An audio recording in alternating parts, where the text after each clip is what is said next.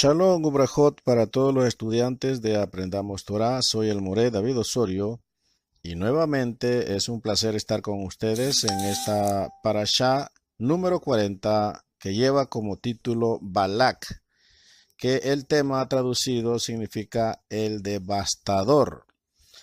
Ahora bien, la encontramos nosotros en el Sefer de Bamidbar, conocido en la Reina Valera como Libro de Números.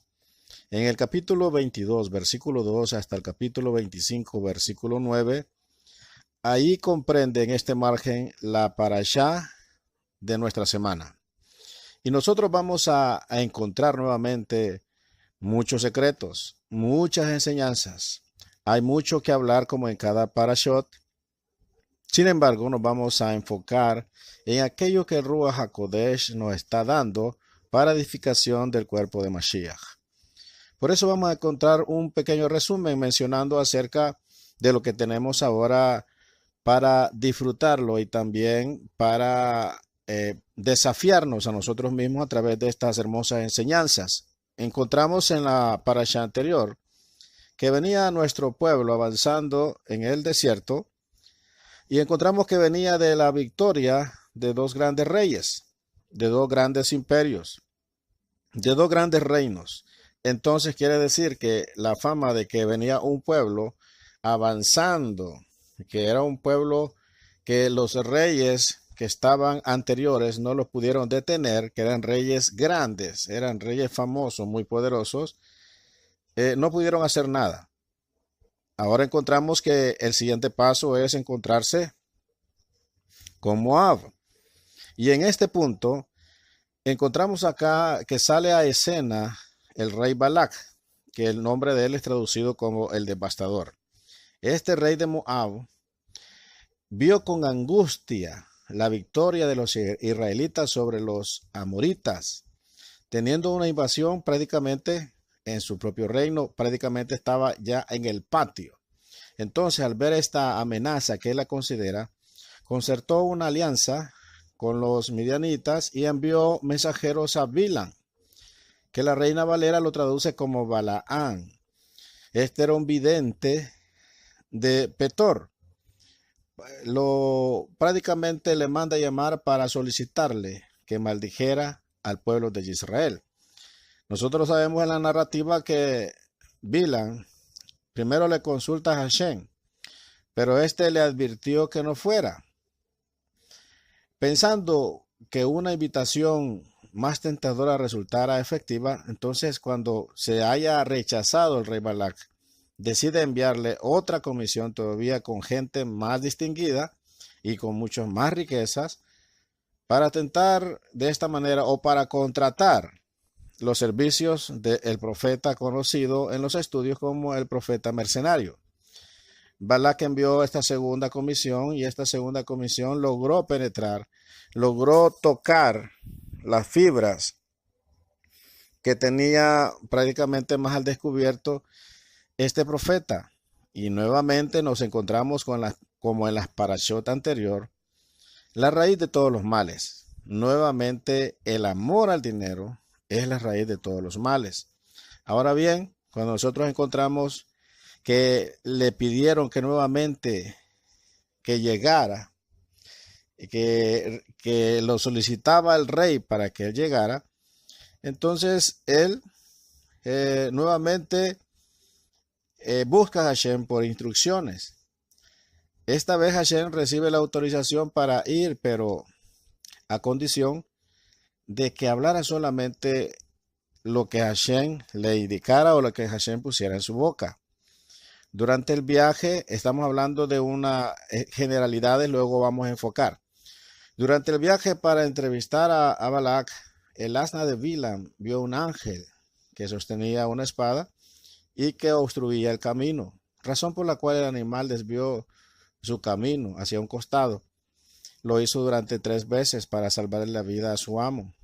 Y nosotros nos damos cuenta que Bilam, el profeta, se impacienta tanto y se molesta que golpeó varias veces al animal para que prosiguiera su marcha. Aquí acontece algo sobrenatural. el asna habló, protestando por la crueldad que le estaba dando su amo, ya que habían tenido una relación muy íntima entre amo y bestia. Ahora esta bestia habla. Y inmediatamente después Bilam pudo ver al ángel, quien lo reprendió, pero aún así le permitió continuar el viaje que éste llevaba.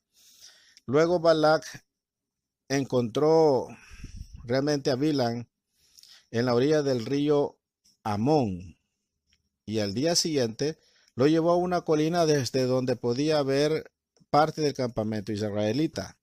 Después de ofrecer los debidos sacrificios, Bilam pronunció su primer discurso. Ahora hagamos una pregunta. Bien, más bien la pregunta aparece en el texto.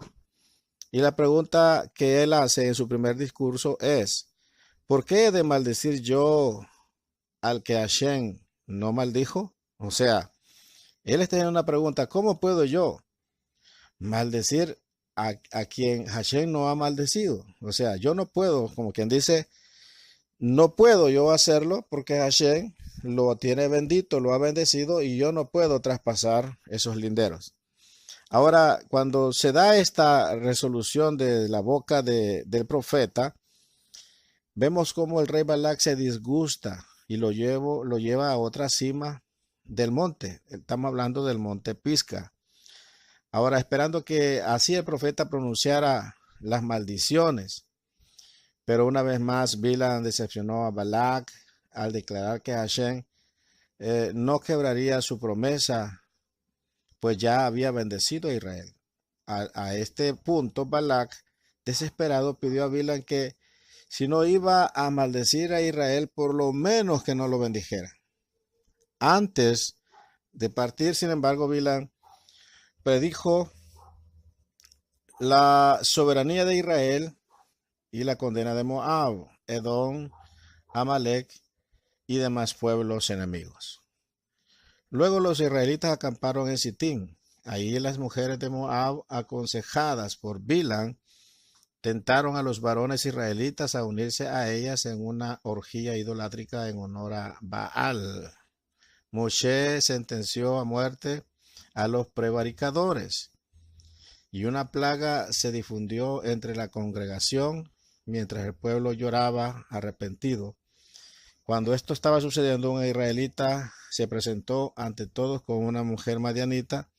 Indignado por tanto descaro que estaba haciendo este líder, el Cohen Pinjas, o sea, nieto de Aarón, estamos hablando de un nieto de Aarón, se levantó y ejecutó a esta pareja que eran prácticamente adúlteros y fornicarios, que eran de una forma descarada, habían pasado frente a la gente que estaba llorando y estaba arrepentida. Cuando Pinjas ejecuta esta acción, entonces cesó la plaga, la mortandad que estaba destruyendo el pueblo. Ahora, hablando un poco acerca de los comentarios acerca de Balac. Balac estaba preocupado y, como todo ser humano preocupado, se ocupó de lo que no tenía, o sea, se ocupó de lo que no tenía que ocupar, porque cuando uno está ocupado y está desesperado, también se toman acciones desesperadas, y aquí vemos una acción desesperada de este rey.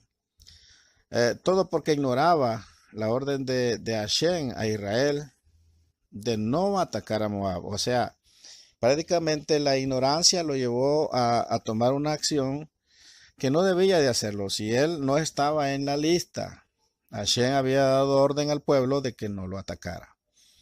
Ahora, en esta, por así decirlo, en esta empresa, en este plan que tenía el rey Balac, se le unen los midianitas, que evidentemente no se habían dejado influenciar por Yitro. Recordemos que en una parashot anterior, Yitro regresa a Midian, o sea, a Madián, para intentar regresar todas aquellas personas que él había alejado o que había realmente dirigido mal, por lo que los cultos paganos que él antes enseñaba y que era sumo sacerdote. Ahora él regresa para quererlos convencer, pero nos damos cuenta que el pueblo midianita no fue influenciado por Jitro, sino que accede prácticamente a unirse a la empresa de este rey perverso, que vamos a hablar un poco, vamos a comentar acerca de lo que nos dicen los Midrashim acerca de este hombre, que está muy interesante estos comentarios.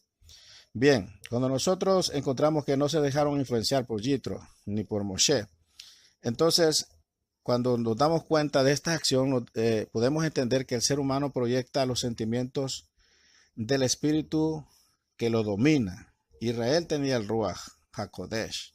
Por lo tanto, estaban tranquilos en su campamento.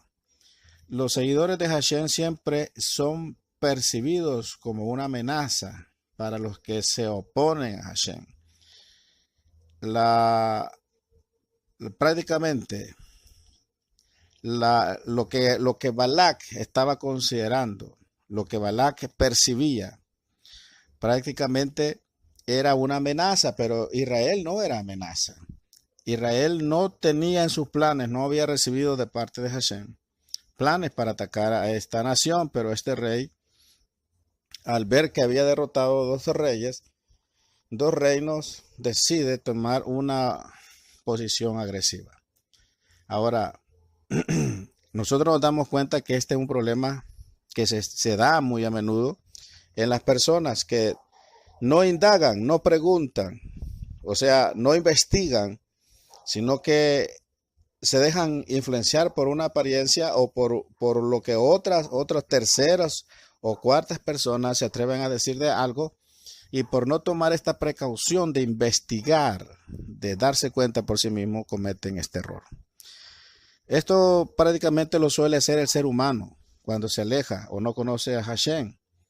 Ante las dificultades reales o prácticamente dificultades que supuestamente son dificultades, busca una solución práctica. La gente vive así. Cuando se enfrenta a una situación crítica, siempre anda buscando el camino más fácil. Y resulta que no siempre el camino fácil es el camino correcto. Muchas personas toman caminos muy diferentes. Recordemos lo que nos dicen los proverbios, que hay caminos que al hombre le parecen derechos, pero su camino son caminos de muerte. El final de ellos, nosotros encontramos que este rey toma una solución mágica. Hay mucha gente que en vez de estudiar Torah, en vez de estudiar principios, en vez de afirmar sus principios morales, lo que hacen es buscar la parte de la magia o de la hechicería para salir adelante. Es triste aceptarlo, pero en la política, en el ámbito empresarial, inclusive en el ámbito religioso, muchas personas todavía tienen vínculos con la hechicería porque para ellos es la parte más práctica. Quieren deshacerse de la competencia, ahí está la brujería. También están otras opciones como las estructuras delincuenciales, siempre queriendo buscar el camino más fácil. Así es el mismo error y se vuelve a repetir el error que estaba cometiendo el rey Balak. El rey Balak, recuerde que la palabra Balak quiere decir el devastador. Este rey ya vamos a mencionar un poco de él para que usted lo conozca y se dé cuenta que es una tipología prácticamente de la mala inclinación. En el cristianismo se conocía esto como el viejo hombre. Entonces, así que Balak, en su desesperación, manda a buscar a Bilam, que era un profeta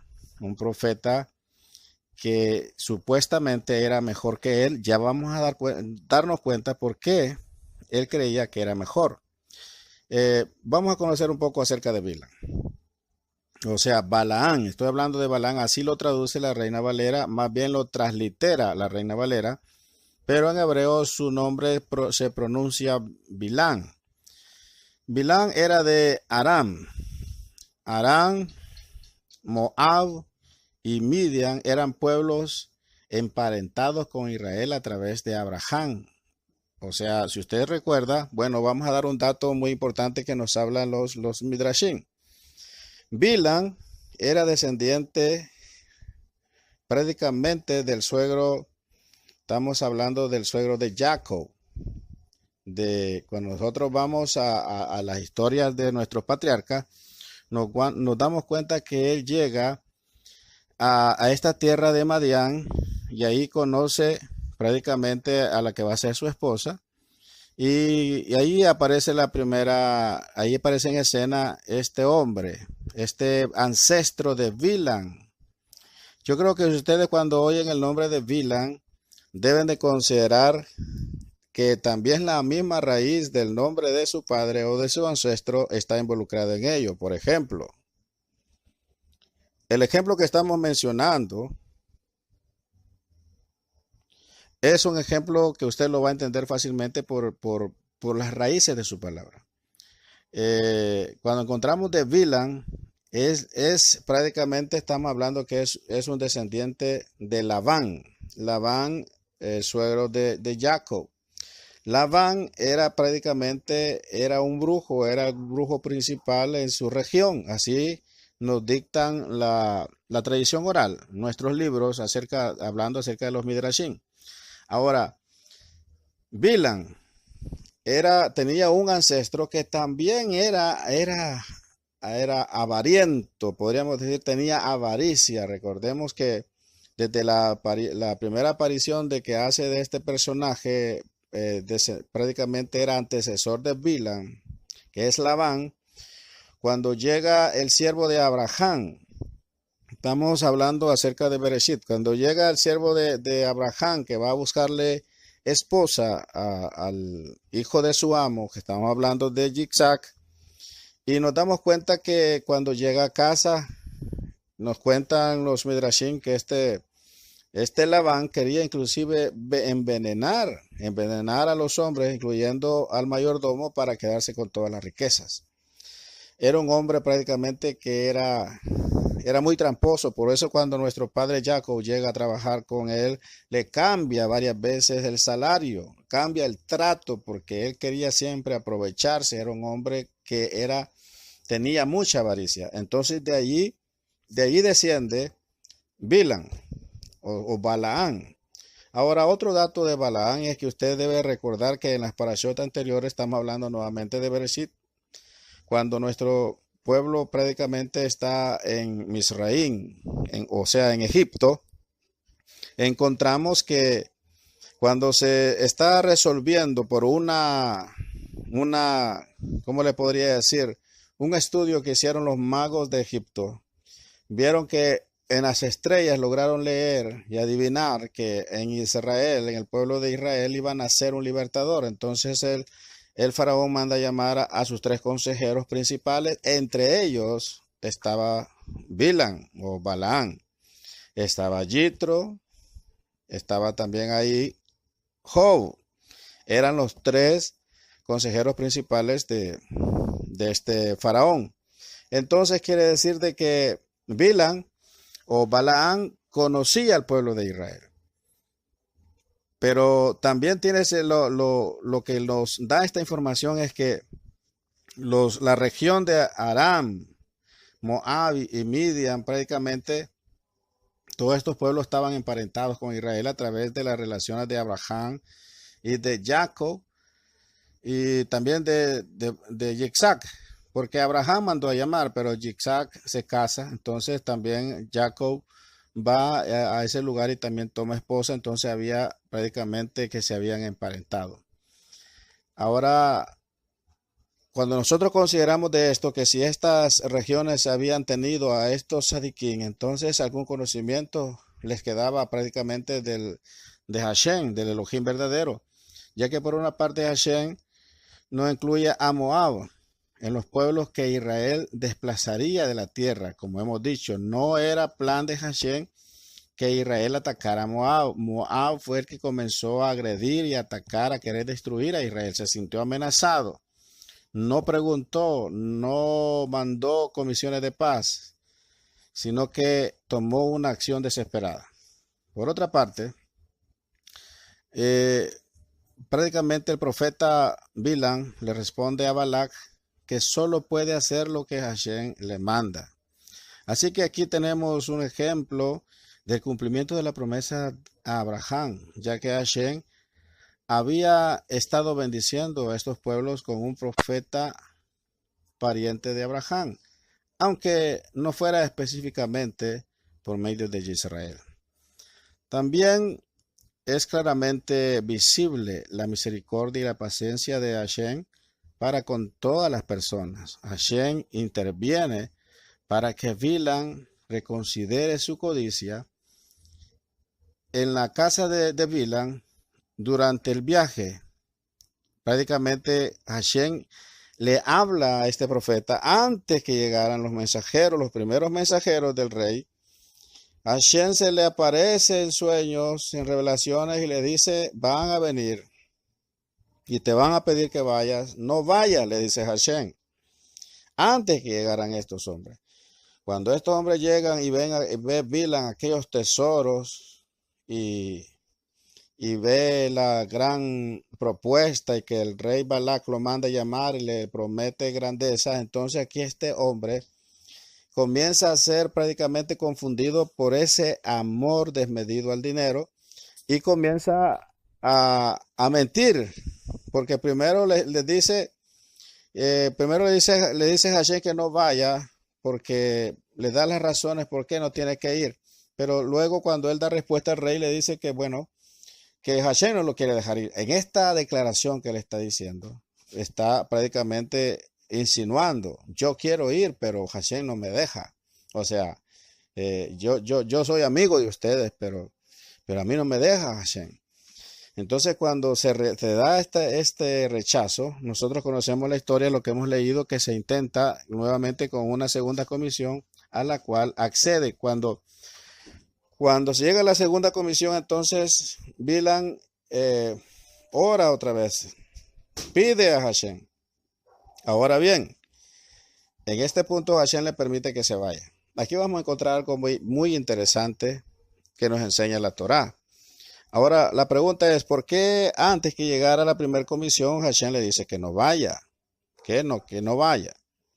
Ahora, pero ¿por qué cuando llega la segunda comisión y este hombre prácticamente busca a Hashem y le pide dirección a Hashem, Hashem esta segunda vez le dice que sí vaya, pero que tenga cuidado, que solo hable lo que él ponga en su boca?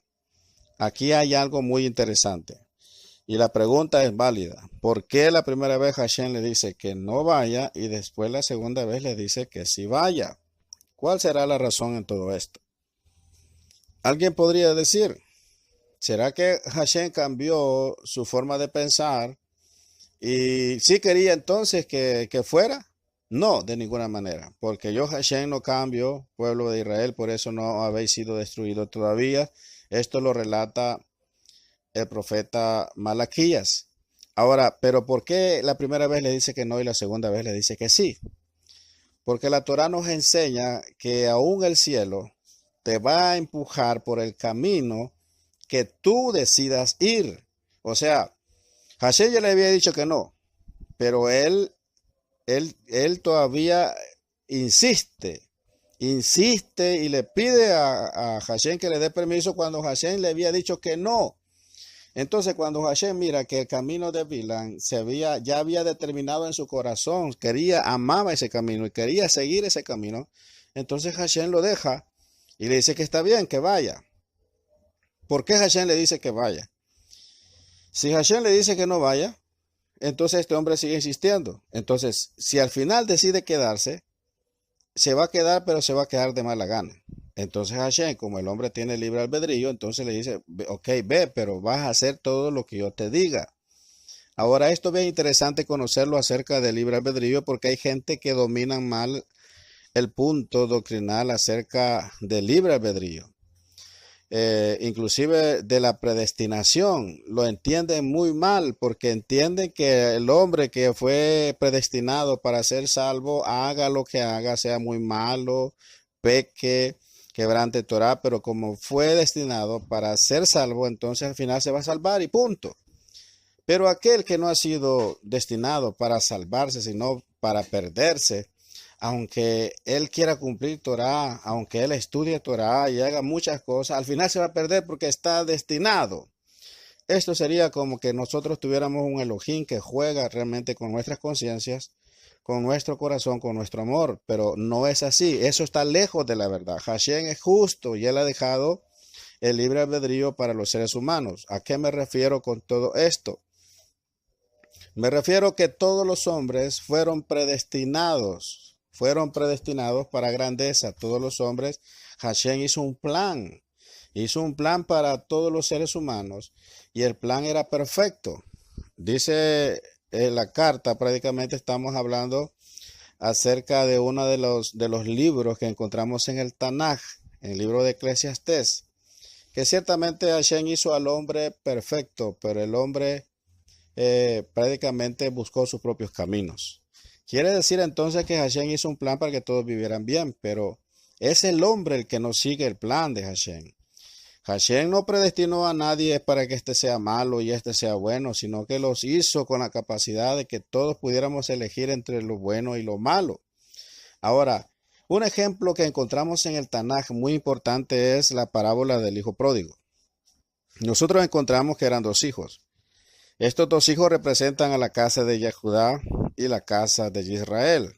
O sea, la casa de Yehudá, el reino con 2 tribus, y la casa de Israel, el reino con 10 tribus. Y vemos acá que en esta parábola el hijo menor le pide al padre que le entregue la herencia. Esto no es normal, porque el primero que recibe la herencia es el mayor y el mayor suele repartirle a los demás. Ahora, pero encontramos que el hijo menor pide la herencia y vemos que el padre accede. Aquí hay algo muy interesante. ¿Por qué el padre accedió? El padre bien podría haberle dicho: hijo, tú tienes un hermano mayor y tú conoces las leyes de nuestro pueblo, las costumbres es que tu hermano mayor reciba su herencia y después él ayude a repartirles a ustedes. Él podría decirle: mire, hijo mío, realmente las reglas son así y así. Si le gusta bien y si no le gusta, pues aguántese. Va a tener que esperar que su hermano reciba la herencia y aquí va a estar hasta después. Al final va a recibir su herencia y punto. Si le gusta, bueno, y si no, pues aguante. Pero ¿por qué la narrativa nos dice que el padre accedió? El padre accedió porque él sabía que podía hacerlo, pero que iba a pasar con el hijo menor. El hijo menor que está representando a la casa de Israel, que está entre las naciones, o la casa de Efraín, que como también es muy mencionado. Entonces él sabía que si los dejaba en la casa y le decía que no, el muchacho se iba a quedar, claro que sí iba a quedar, no se iba a ir sin dinero, pero no iba a estar a gusto, iba a estar refunfuñando, iba a estar renegando, iba a estar ahí quejándose. Entonces el padre, como nos ama tanto, nos deja y lo dejó que se fuese. Le dio su herencia y se fue a malgastar toda su herencia, y nosotros conocemos el desenlace de la historia, cómo después regresa. Esto nos habla también acerca del regreso de la casa de Israel a la Torá y cómo el padre lo recibe, pone el anillo y lava su cuerpo, cambia su vestido, hace fiesta, y esta es prácticamente una alusión profética al regreso de la casa de Israel. Y algo muy interesante es que todos los que regresan realmente a la Torá, regresan danzando en medio de fiesta, porque el padre hizo fiesta. El hermano mayor se dio cuenta cuando venía del campo y oyó la música y la danza. Estas palabras son claves. En toda comunidad, cuando está regresando, hay fiesta y hay danza. Y no quiso entrar porque el hermano mayor representa a la casa de Yehudá. Y nosotros nos damos cuenta que reniega el hermano mayor, que es Yehudá, que por qué él, que ha estado siempre con él y le ha servido, nunca le ha dado ni siquiera un cabrito para comérselo con sus amigos. Si este es tu hijo, que es derrochador, se mete con prostitutas, se va y se gasta todo, y ahora que viene, tú haces fiesta con él y matas al cordero más gordo. O sea, había un reclamo, un celo. Esto se está dando ahora en día con la comunidad yehudita y realmente la comunidad nezarita o la comunidad hebrea mesiánica, que como está regresando por la fiesta, hay problemas y eso debemos de dominarlo claramente. Voy a dejarlo asentado para que luego volvamos a Bilam. y lo vamos a hablar de la siguiente manera, lo vamos a cerrar para que nosotros nos quede claro todo esto. Y lo vamos a cerrar así porque es importante que usted tenga una relación adecuada frente a nuestro hermano mayor, que es la casa de Yehudá. Encontramos en esta parábola que prácticamente nos está revelando Hashem. Hashem es el padre de familia. El hermano mayor es Yehudá. Y el hermano menor, el hijo pródigo, es la casa de Israel que está regresando entre las naciones.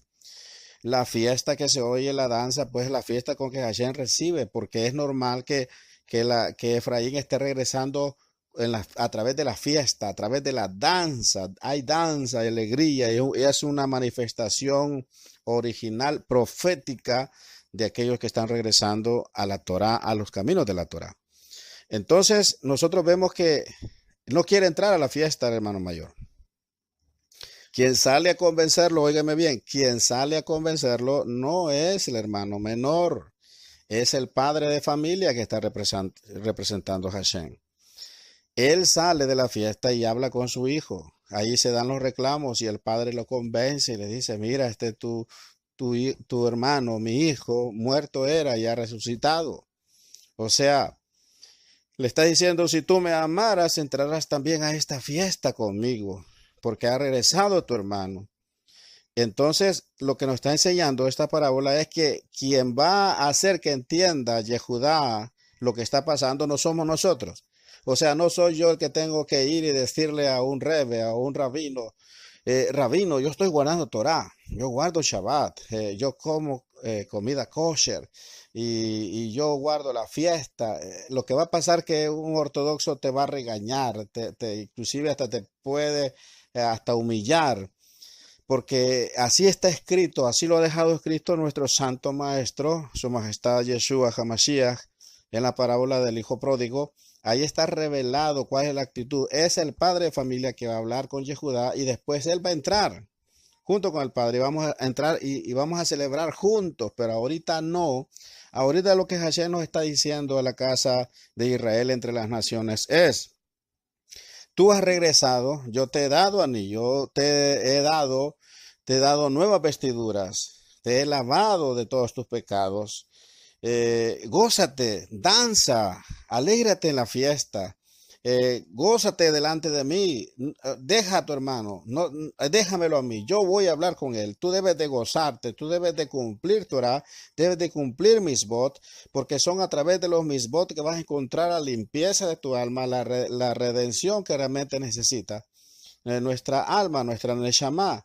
Entonces quiere decir que es la actitud, debemos de respetar a Yehudá, debemos de aprender de él, pero no debemos de esperar que Yehudá nos reciba y nos diga que sí, porque en este intento muchas personas han tenido que negar a Mashiach, por cuando llegan a las comunidades que son ortodoxas, como requisito les piden que deben de renunciar a la fe de Yeshua HaMashiach.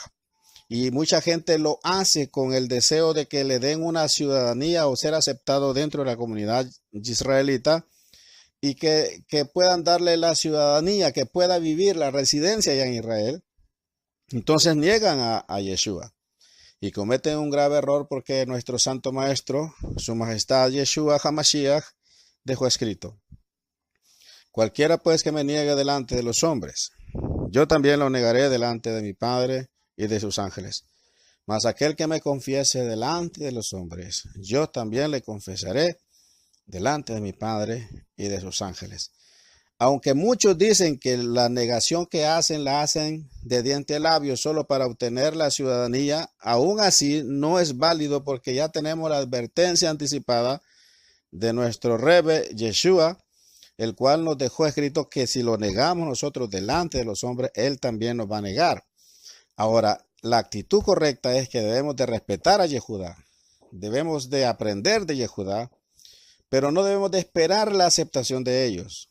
Debemos de saber que nuestro Padre nos ha recibido y que nos ha dado fiestas para que celebremos, nos ha dado misbot para que cumplamos, nos ha dado nuevas vestiduras, nos ha dado un anillo que significa autoridad, pero que nosotros debemos de esperar que Él salga y hable con nuestro hermano para que luego entre a la fiesta. Esa debe ser la actitud correcta. Ahora, volviendo nuevamente a nuestro punto que nos atañe acerca acerca de Bilam, nosotros encontramos unos datos bien interesantes acerca de este hombre. Y nos dicen nuestros sabios que este hombre era bien espiritual y era muy sabio. Y qué curioso es que era muy sabio y era muy espiritual. Hombre que conocía secretos grandes. O sea, hay secretos que conocía este hombre que yo no los puedo ni siquiera mencionar porque no los va a entender. Y disculpen si tal vez estoy hablándolo así, pero estoy hablando de secretos, secretos muy ocultos, secretos que escapan a la imaginación, al conocimiento normal, que en su momento sí lo van a saber. Pero este hombre podía accesar a ciertas esferas espirituales y tenía un contacto con Hashem. Tanto así que nos dicen nuestros sabios que si este hombre hubiese dominado ese punto de la avaricia que había en su corazón, este hombre hubiera sido tan grande, y lo resumen así: lo que Moshe Rabino fue para nuestro pueblo de Israel, Bilam el profeta lo hubiera sido para el pueblo gentil. O sea, prácticamente Bilam hubiera sido el Moshe de los gentiles. Porque así como Hashem usó a Moshe y reveló su voluntad, le reveló todos sus secretos, así este hombre tenía la capacidad también para ser grande como Moshe, pero fue atrapado por el amor al dinero. Nosotros venimos hablando desde las parashot anteriores este gran problema. Y este problema que vamos a seguirlo encontrando a través de las parashot que seguimos, porque es un problema muy frecuente en los seres humanos, que sean prácticamente dados a la avaricia, presos de sus propios deseos, de sus concupiscencias, de esa avaricia, esa idolatría al dinero.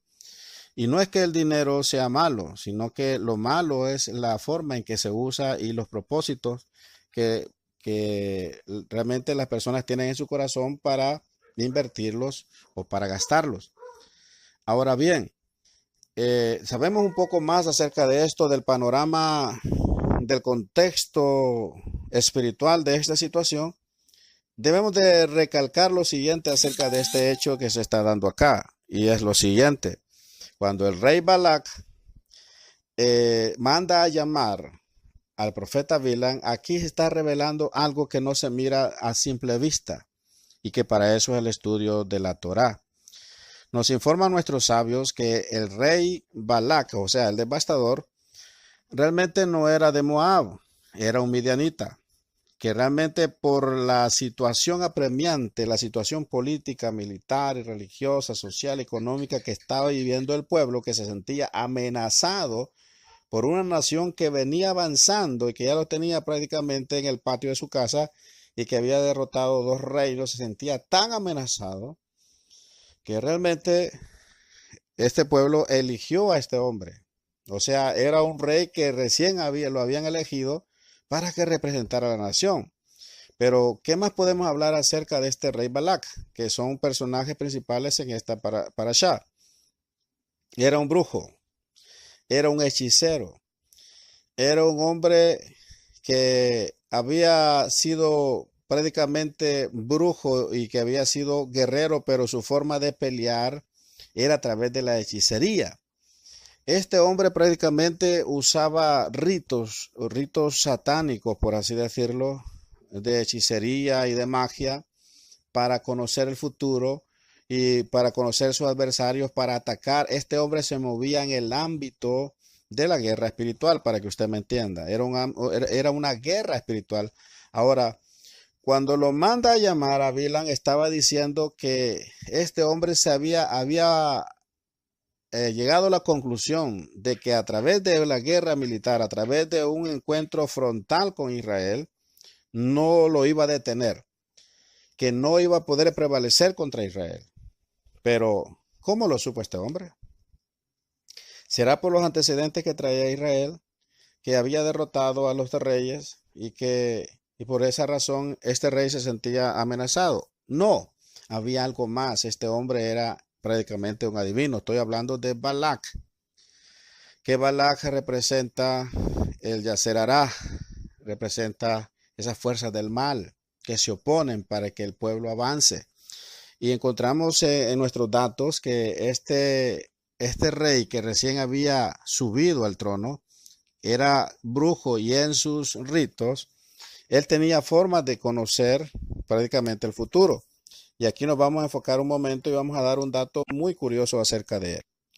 Y el dato que vamos a considerar acerca de este rey recién subido al trono, es que era brujo.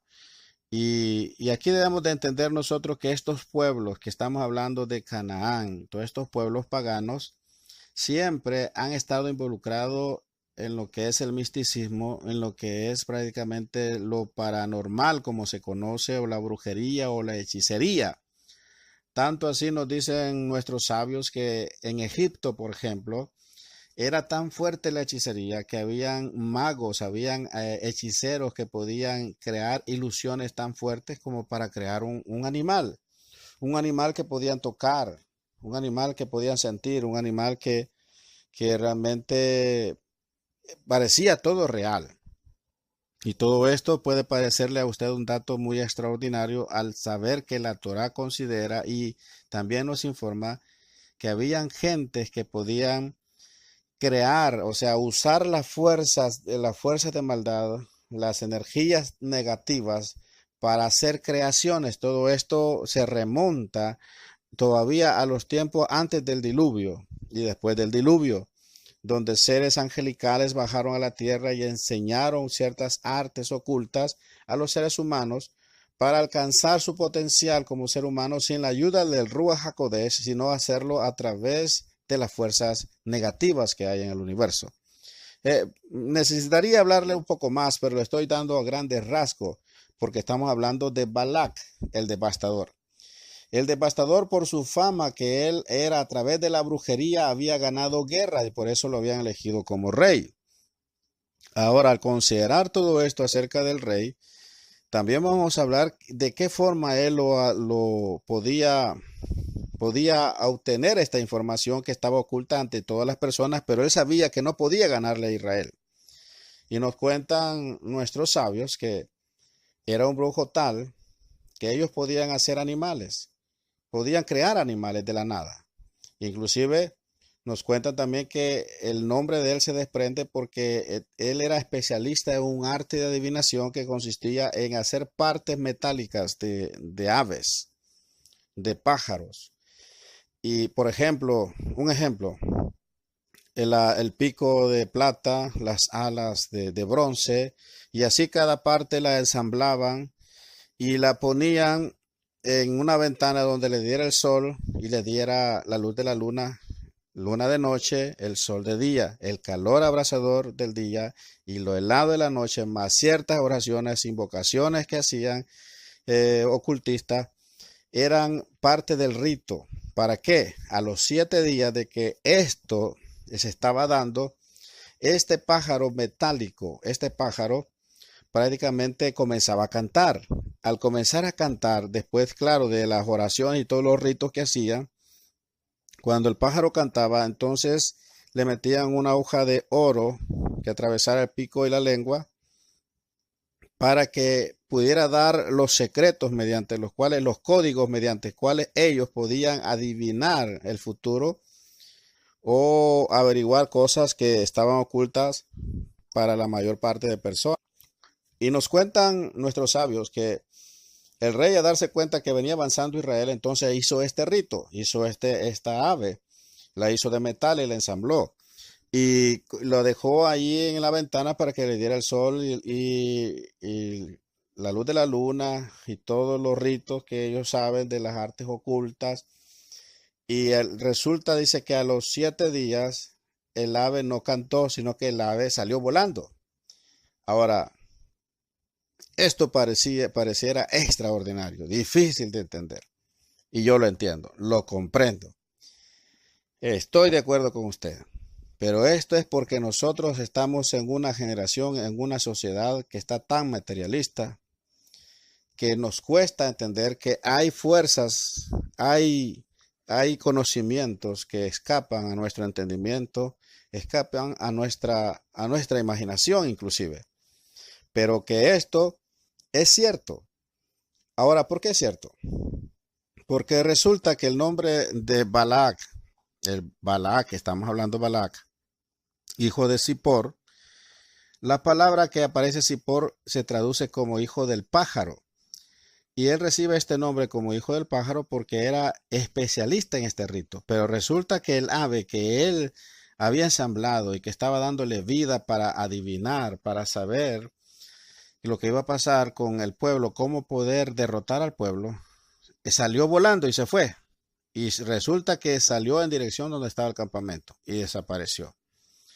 Desapareció de la vista de Balac y todo este tiempo que esta ave se fue, Balac no pudo profetizar, no pudo adivinar, no pudo trabajar, porque se había ido esa ave que él había empeñado, había gastado tanto por hacer ese rito, luego se voló. No era como él esperaba, que comenzara a cantar, luego meterle la aguja de oro que atravesara su lengua, para que luego comenzara a dar los códigos y él poder descodificar esto y poder adivinar y saber muchas cosas. El ave se fue. Nos cuentan nuestros sabios que él se fue directamente al campamento de Israel. Pero cuando quiso entrar al campamento de Israel, el ave no pudo, sino que al tiempo, estamos hablando a los días, el ave regresa nuevamente a Balac, pero regresa achicharrada, regresa quemada, regresa como por así decirlo, como que había estado en un horno de fuego y como que había chocado contra un campo de energía y no, o sea, venía maltratada el ave. Entonces, cuando esto se da, Balac entiende que en Israel hay algo que lo protege. Hay como un campo de fuerza. Nosotros así lo entendemos ahora más fácil, como un campo de fuerza. Pero él lo vio como algo que lo rodeaba, como un escudo invisible, que cuando el pájaro quiso penetrar, lo que pasó es que se quemó, por así decirlo. Podríamos decir ahora que era como un campo de rayo láser. Era la nube, la Shejinah de Hashem que estaba protegiendo al pueblo. Entonces, cuando el rey, este brujo, se da cuenta que había un poder sobrenatural sobre Israel, él tenía la opción de poder entender y humillarse y reconocer al Elohim de Israel y poder buscarle, pero al contrario, él pensó que era un Dios solo que era el Dios, era un Dios más fuerte que el que él conocía. Entonces, él, en vez de humillarse, decide buscar a alguien que él considere que está más arriba de él, que tenga más poderes que él. Entonces, para eso contrata a Bilán, el profeta. Aquí es donde él se hace de los servicios de Bilán, porque Bilán era conocido que a todo aquel que maldecía quedaba maldito. Por ejemplo, algunas naciones él las había maldecido anteriormente y esas naciones cayeron en desgracia. Entonces, a través de estas acciones, Bilán alcanza fama y por esta fama es que ahora es solicitado por el rey, el recién rey de Moab, para que le haga ahora el trabajo de maldecir a Israel para poderlo derrotar. Ahora, es evidente entonces que al recurrir a estos ámbitos, al recurrir a estas esferas, el rey Balak estaba aceptando que un choque frontal por el área militar era difícil ganarle a Israel. Ahora estaba explorando el campo espiritual. Quería hacer una guerra espiritual para quitar el escudo de Israel y que él pudiera atacarlo y poderlo vencer. Ahora en el desarrollo de este evento nos damos cuenta que no se puede, porque él declara cómo él va a maldecir a quien Hashem realmente no ha maldecido. Y vemos cómo la insistencia del rey Balak de llevarlo a diferentes lugares y ofrecer sacrificio para que maldiga al pueblo, y luego que no se puede dar, el rey todavía insiste diciéndole, bueno, yo te llamé para que lo maldigas, pero si no lo puedes maldecir, tampoco lo bendigas, porque yo veo que tú lo estás bendiciendo. Y resulta que en estas declaraciones que hace Bilán, es tan extraordinario saber que este hombre percibía tanto de Hashem, que una de sus declaraciones, sus profecías que él da, todas son estudiadas de una manera profunda y son sorprendentes las declaraciones que da. Y aún más, en la tefilá que se hace, que se acostumbra a hacer nuestro pueblo, encontramos palabras que dijo el profeta Bilán. Él les dijo, Y las palabras que encontramos que él dijo, cuán hermosas son tus carpas, oh Jacob. O sea, cuando él se para frente a la colina, y esto es bien interesante también que usted lo considere para analizar lo que estamos estudiando, es que mira el pueblo que estaba asentado y una forma tan ordenada. El pueblo de Israel estaba ordenado. Esto nos enseña que el pueblo, nuestro pueblo, es un pueblo ordenado. Pero las tiendas estaban tan bien ubicadas y tan bien formadas sus carpas, que nos cuentan nuestros sabios que él vio de que ninguna tienda estaba frente a la otra, o sea, ningún vecino podía ver para dentro de la tienda de su vecino, sino que ellos se cuidaban la privacidad de cada uno, tenían principios morales, principios éticos que habían realmente recibido de la Torá. Y la Torá hablamos de Hashem, hablamos del reino de Hashem, que él vio el orden en que estaban las tiendas y vieron la forma en que estaban puestas las tiendas y cómo se cuidaban y cómo se respetaban, que él da esta declaración tan interesante acerca de lo que estamos hablando de la tefilá que se hace en Shaharit. Y encontramos palabras muy interesantes, pero esta declaración todavía tiene más profundidad y que Bilam supo que no podía penetrar aquel campo que tenía nuestro pueblo, pero era por los hogares, o sea, las tiendas representan los hogares. Y resulta que esta es clave para que nosotros entendamos el poder que Hashem ha dado a una nación, a una comunidad y a nuestro pueblo, que todo radica en los hogares. Cuán fuerte eres tú delante de Hashem? ¿Cuánta fuerza tú puedes percibir o puede estar sobre ti y sobre tu familia? Depende cómo está tu hogar. Los hogares son la clave. Los hogares son la clave. Eso debes de ponerle mucha atención. Hay mucha gente que ha vivido su vida espiritual. En la casa tiene un rostro, una actitud, y en la congregación tiene otra. En la congregación puede danzar, en la congregación puede inclusive hasta fingir que lo toca el espíritu. En la congregación puede ser muy admirado por todo, pero en su casa tiene problemas graves. ¿Por qué? Porque no han entendido el principio de la Torah. Todo comienza en casa. Hay que ser un buen esposo, las mujeres tienen que ser buenas esposas, los hijos tienen que honrar a sus padres, los padres tienen que alimentar, educar, proteger a sus hijos. Hay una serie de normas para que la Shejinah, el campo de fuerza que estamos hablando, esté sobre los hogares. Ahora alguien me podría decir de las mujeres que me escuchan o de los varones, ¿y qué hago yo en mi caso que solo yo estoy estudiando Torah? ¿Qué hago con mi pareja? En el caso de las mujeres, le voy a dar una solución práctica. Hashem ha dado un poder tan grande a las mujeres, una kedushá tan alta, que si buscan a Hashem, de corazón y cumplen Torah al pie de la letra, Hashem les va a dar un poder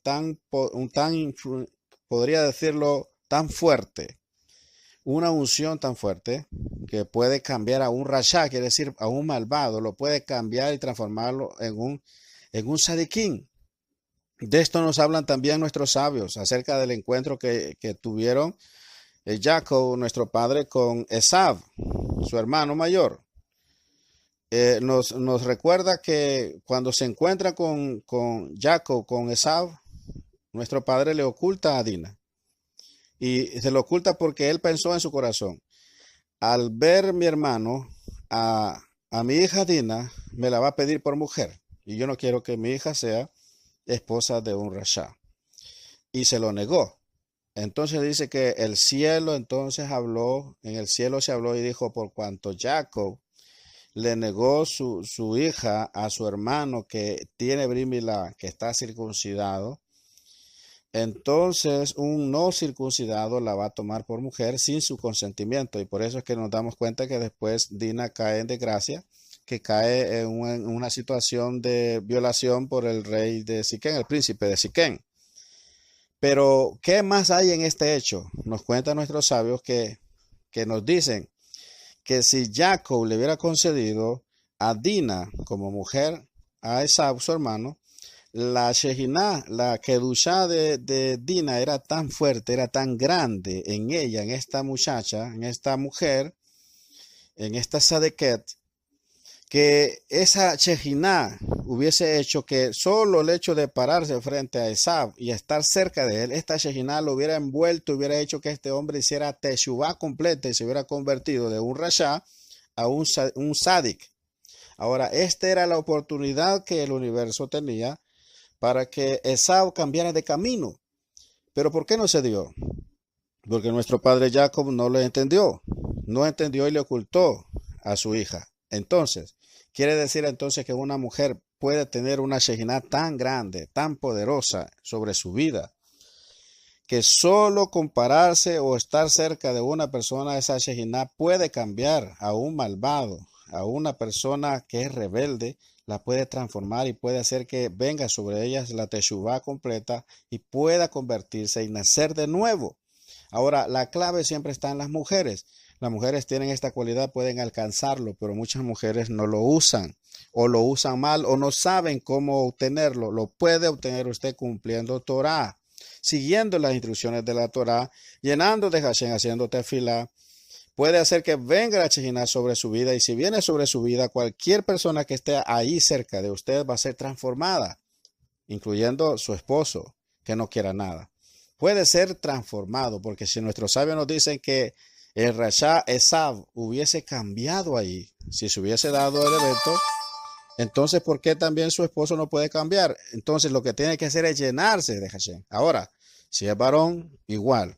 Llenarse, hacer que la Shejinah descienda, pose sobre su casa, y cualquiera que esté ahí dentro va a ser envuelto y va a poder recibir un toque, va a poder recibir la Teshuvah para que pueda el corazón de estas personas volverse a Hashem. Y eso es maravilloso cuando se da de parte del cielo. Pero vuelvo a decir, hay que hacer méritos, hay que buscar a Hashem, hay que llenarse de Hashem, porque esto realmente está al alcance de nosotros. Volvemos entonces con el caso de Bilam.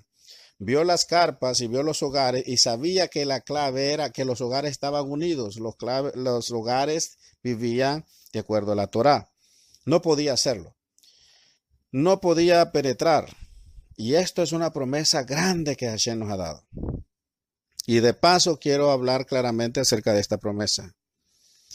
Cuando la promesa se da, porque yo bendeciré a los que te bendigan y maldeciré a los que te maldijeren. Esta promesa es para el pueblo de Israel. Óigame bien, es para el pueblo de Israel. Fue dada para el pueblo de Israel. Hashem se estaba refiriendo al pueblo de Israel, a como la gente dice ahora, a los judíos. Hay judíos y hay israelitas.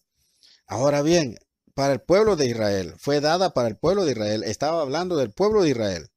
¿Y por qué resulta que mucha gente se cree dueña de esta promesa si no es de Israel? No es parte de Israel, pero se sienten dueña de la promesa. ¿Cómo es eso?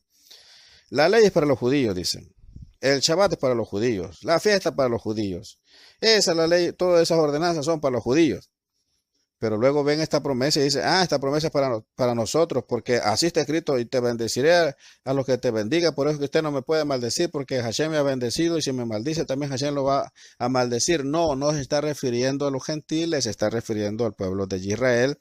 Y todo aquel que también, aunque sea gentil, se adhiere o se convierte al Elohim de Israel, y se convierte también al pueblo de Israel, porque son dos conversiones diferentes que en su momento vamos a hablar acerca de ellas.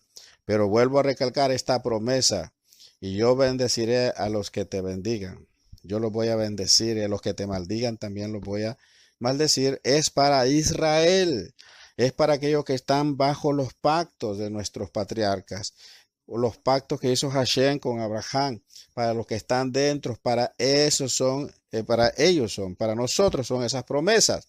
Ahora, que los puede adquirir una persona que está entre las naciones y que está guardando Torah, claro que sí, pero no si antes no está bajo los pactos que se les va a estar enseñando a través de todas las parashot.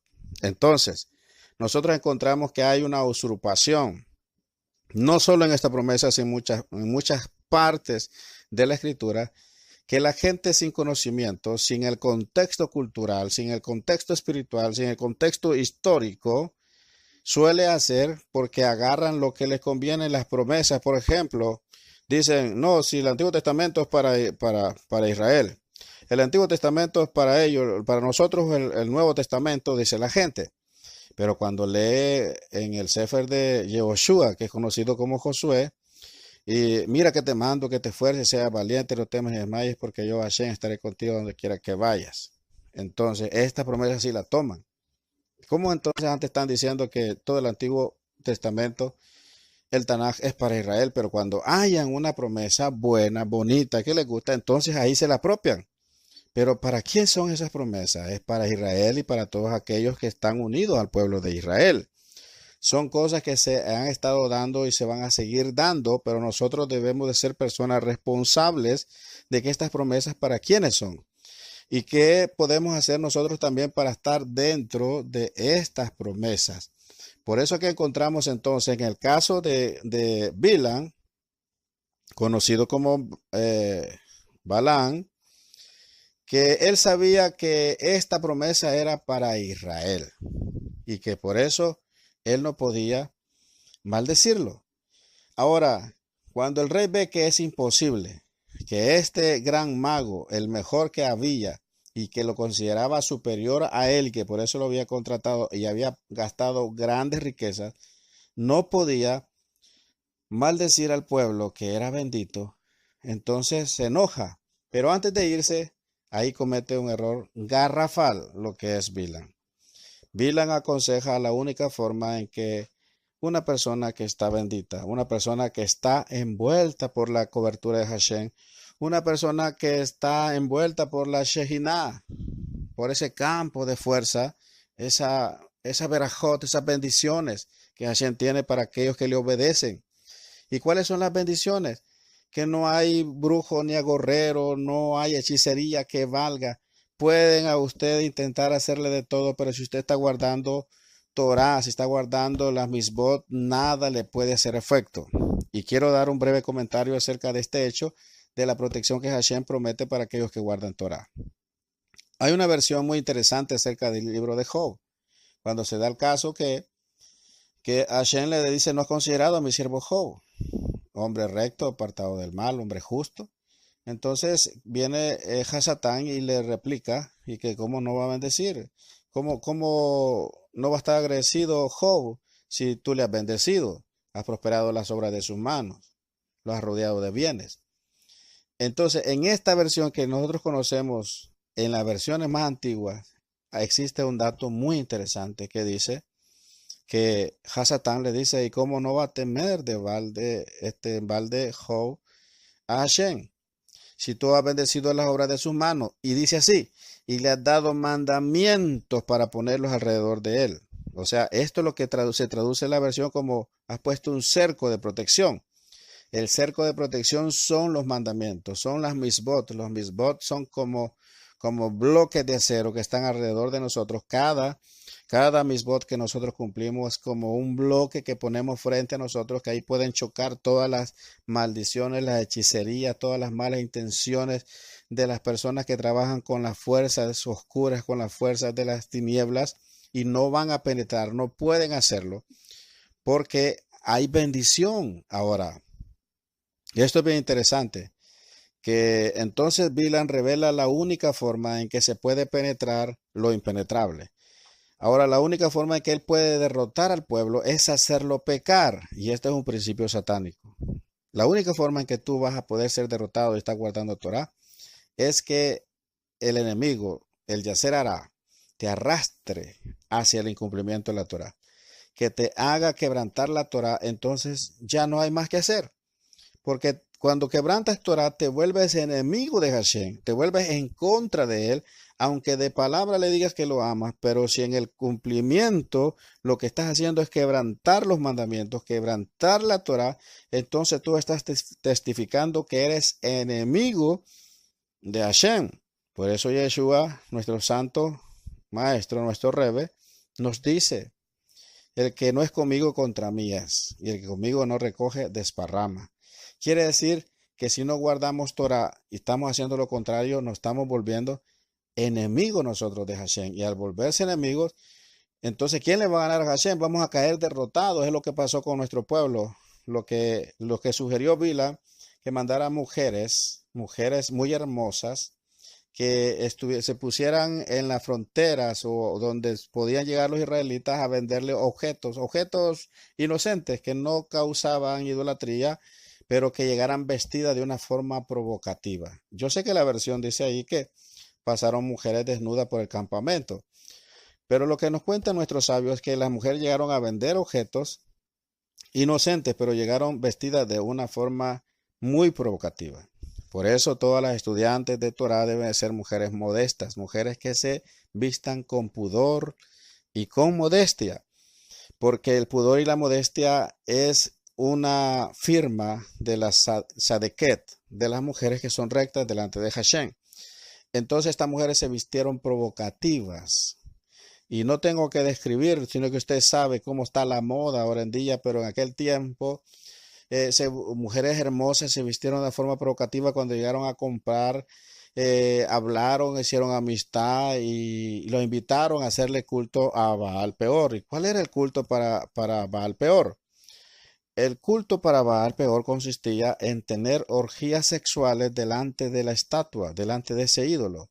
Las sacerdotisas de este culto eran mujeres hermosas, mujeres bellas, las mujeres más bellas, con mejores cuerpos, eran las sacerdotisas y la forma de ofrendarle a estos dioses era teniendo relaciones sexuales frente a ellos, desenfrenadas, de todo tipo.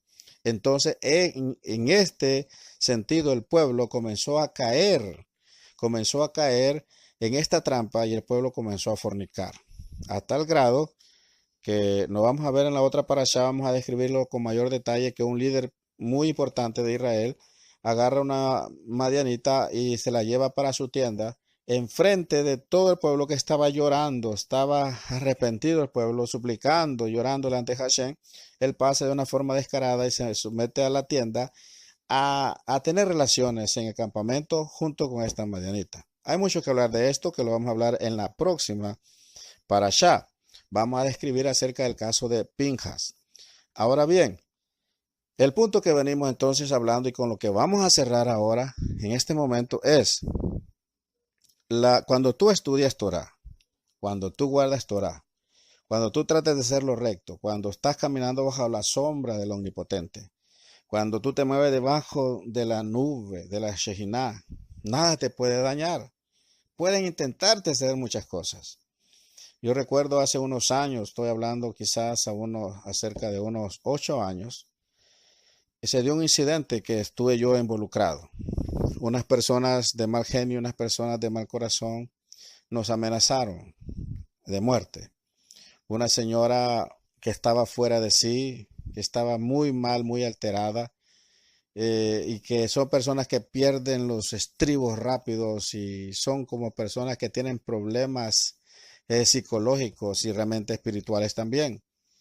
Me agredió a tal forma que con un corvo conocido como machete, aquí le llamamos corvo, pero ese machete me agredió y me tiró, me lanzó aproximadamente unos 50, nosotros decimos machetazos, que iban dirigidos realmente a mi rostro.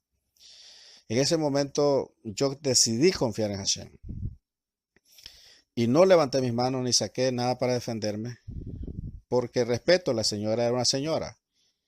Y yo sé que mis enemigos querían que yo hiciera algo contra esa señora para tener ocasión para luego hacer lo que ellos querían, a lo menos quitarme la vida, lo que querían quitarme la vida, o a lo menos que la policía me llevara arrestado por agredir a una señora. Entonces, al no hacer nada, fue terrible la experiencia de ver cómo ese corvo o ese machete se acercaba repetidamente a mi rostro y como que había un campo de fuerza que detenía el corvo y rebotaba antes que llegara a mi rostro. Así se repitió hasta que la señora se cansó, un poco frustrada, se alejó, pero me sentenció. Me dijo, yo no te voy a mandar a matar con pandilleros. No voy a pagar a nadie porque te mate. Yo te voy a matar, me dijo. Yo soy una bruja y a pura brujería te voy a matar. Y me dijo algo más. Ese es tu Dios, me dijo. Decís vos que tenés, me dijo. No te va a poder ayudar porque yo soy una gran bruja Y te lo digo, me dijo, te voy a matar a prueba de brujería. Bueno, después del evento, muchas personas que se dieron cuenta se acercaron por el lado. Cuando se dio este evento, muchas personas, como dije anterior, se estaban acercando a mí, sugiriéndome, diciéndome que hiciera uso legal de mis derechos y podíamos interponer alguna demanda, porque era prácticamente un intento de homicidio lo que había cometido.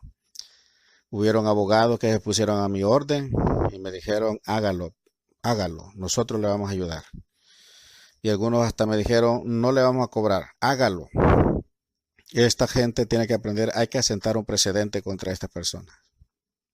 Todos me hablaron, usted le va a ganar esto. Y la señora va a ir a la cárcel y tiene que, inclusive, si quiere salir, le va a tener que indemnizar. Sin embargo, yo tenía claro lo que tenía que hacer. Y le dije, no, no, no, no, no lo voy a hacer.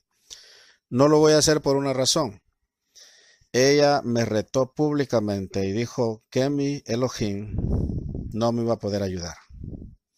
Ella me retó y dijo que era una gran bruja y que me iba a matar a pura brujería.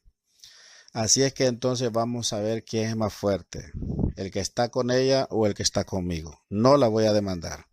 Esta prácticamente es una guerra espiritual. Entonces, cuando pasaron los días, iban pasando los días, la gente pasaba por la casa, otros preguntaban de los que habían sabido del evento, que habían estado testiguando todo lo que se había dado.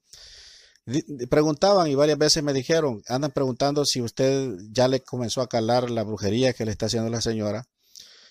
Comenzaron a preguntar que si ya estaba enfermo o que qué le había pasado porque la señora ha declarado una guerra frontal pero espiritual al mismo tiempo, que declarando que era bruja y que mi Dios, el que yo le servía, no me iba a poder defender.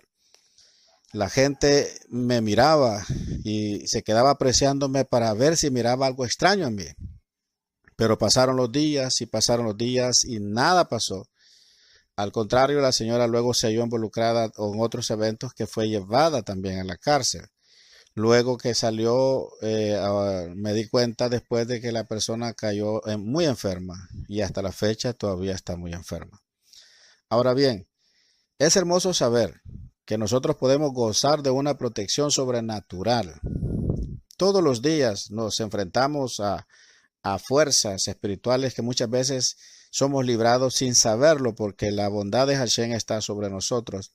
Tal vez ignoramos que hay grupos de personas que son satánicas, brujos, hechiceros, a nivel mundial se reúnen para planear cómo detener el avance de aquellas personas que están haciendo lo justo.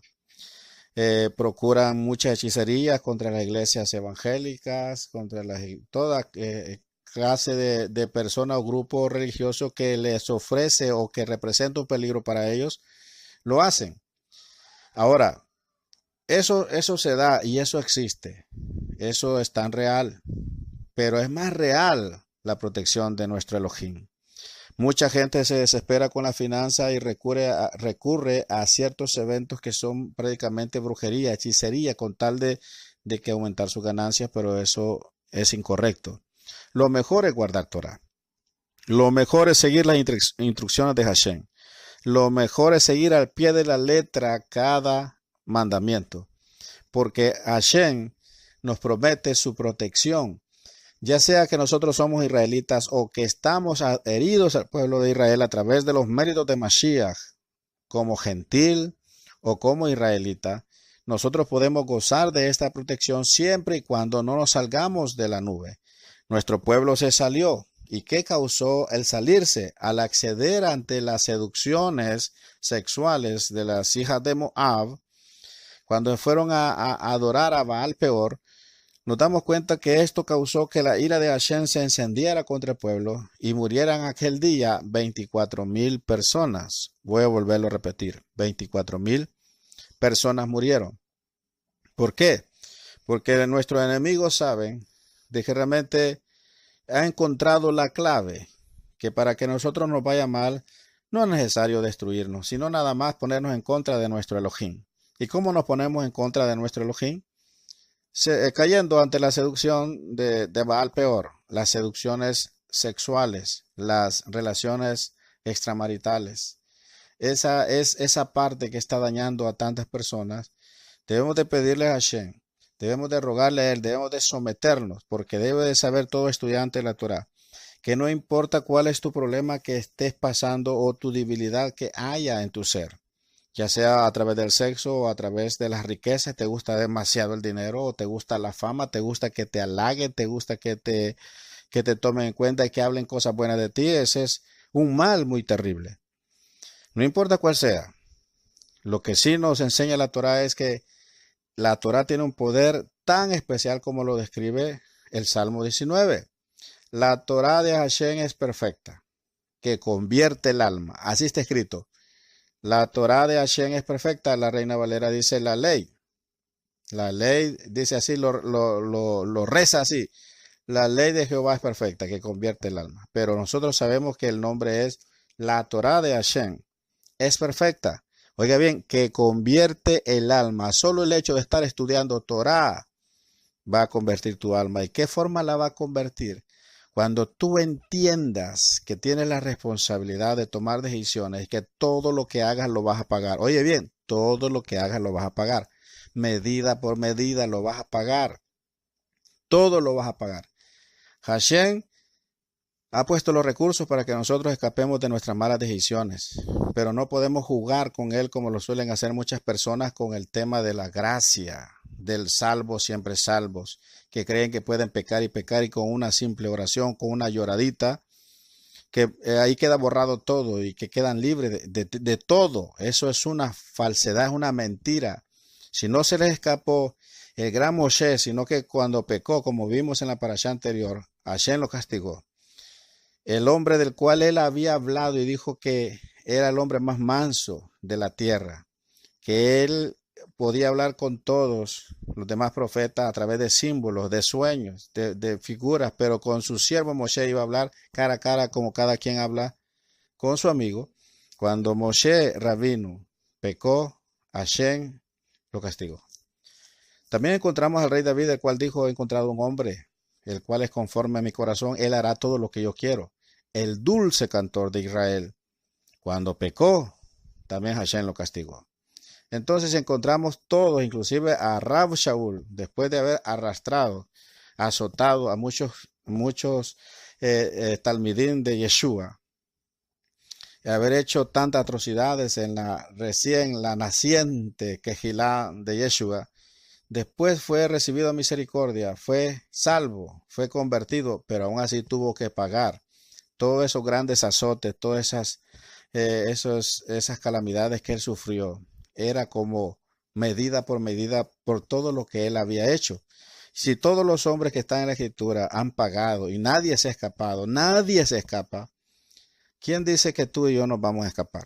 Cuando tú entiendes esto, tu alma comienza a comportarse de una forma diferente. Si tú quieres vivir en rectitud y vivir días buenos, tú debes de seguir las instrucciones de Hashem. Recuerda que Balak, el devastador, está dispuesto a destruirte. No lo podrá hacer si guardas Torah, pero sí lo podrá lograr si él logra que tú abandones la Torah y que sigas el camino de tus propios instintos, de tus propios deseos, creyendo de una forma equivocada que después de hacerlo te puedes volver y que todo va a estar bien. Eso es un engaño.